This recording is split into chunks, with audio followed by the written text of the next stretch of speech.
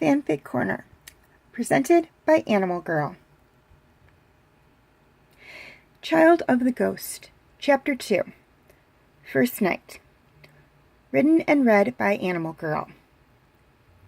Now, before I jump into this second chapter of Child of the Ghost, I would just like to let all of you know that if you haven't seen the first video on Child of the Ghost, Chapter 1, The Child from Lothal, you should probably go and check up that video right now, as this is a continuation of that story.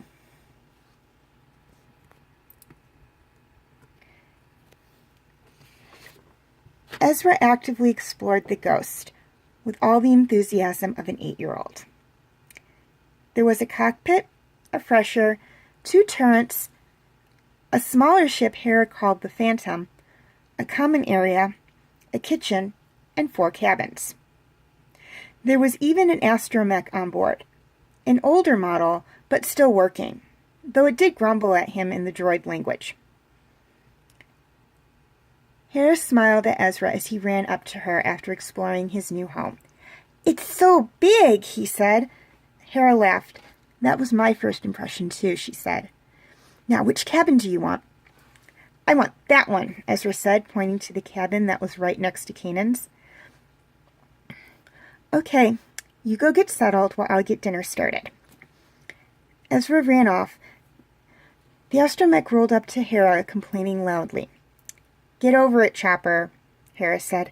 "He's staying, so you might as well get used to him." Hera headed towards the kitchen, meeting Kanan in the common area.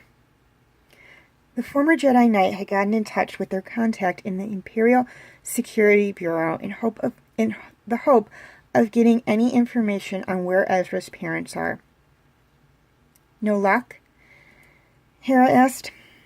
All he could get was that they're in an undisclosed prison after being arrested almost a year ago for transmitting anti-Imperial messages, Kanan answered. "How do we tell Ezra?" "When he's older, we can tell him the truth. Right now, I have no idea." Kanan took a deep breath. "He's Force-sensitive, Hera.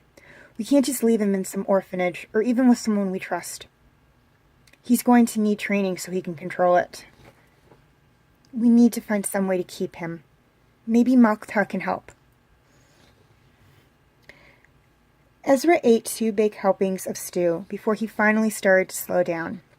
He definitely had a healthy appetite, indicating that Kanan and Hera were going to have no trouble getting him to eat. They were, however, going to have to monitor how much he ate. "Okay, I think that's enough," Hera said as Ezra started to take a 3rd helping. "You don't want to eat so much that you make yourself sick." Ezra sat back, his stomach full for the first time in a long time.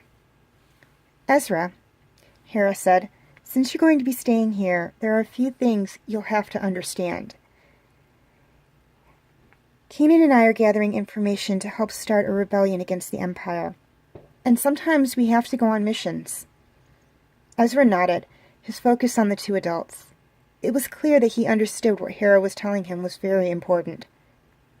"When we go on missions, you have to do exactly as we tell you, and most of the time that will mean staying on the Ghost," Kanan said. "Don't let anyone on the Ghost unless one of us says it's okay, or they use the word Spectre," Hera said. "And, until further notice, the turrets are off limits to you." Ezra nodded to show he understood. These were simple rules, and he could follow them. Hera smiled. "There's more," she said.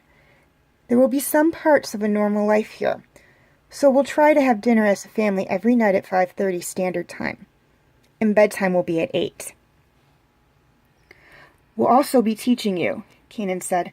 "Reading, writing, math, languages, and history. You're old enough to start learning these things. But that can wait a few days." Ezra nodded again. He never really liked school, but if Kanan and Hera were going to be teaching him, his new lessons probably wouldn't be all that bad. He was pretty sure he could like living on a ship until they found his parents. At 8, Ezra didn't argue with Hera when she told him it was time to get ready for bed. After a bath, he changed into one of Kanan's shirts, since Hera had put the clothes he had been wearing in the washer to get them clean. They were going to have to make another supply run to get him some more clothes. "If you need anything, Kanan's room is right next door, and mine is across the hall from his," Hera told Ezra as she tucked him into bed. "Hera," Ezra said, "can you read me a story?" Hera looked around. The room didn't have much in it, and she wasn't all that good at making up stories. "How about this one?" Kanan said from the door. He came into the room and sat down on the bed. Ezra curled up between him and Hera while Kanan started to read. After 2 chapters of the book, entitled Nicholas St. North and the Battle of the Nightmare King, the first book in the Guardians of Childhood series, Ezra was starting to get sleepy. But Kanan could sense that he wasn't ready for them to leave him just yet. So Kanan and Hera decided to stay with him until he fell asleep, and all 3 of them ended up falling asleep at the same time. Ezra between Kanan and Hera, with Hera's arms around him and Kanan's around both of them. Even Chopper rested in the room, powering down in the corner. It was the first night of a new life for all of them, and, from this point on, they were going to be a family.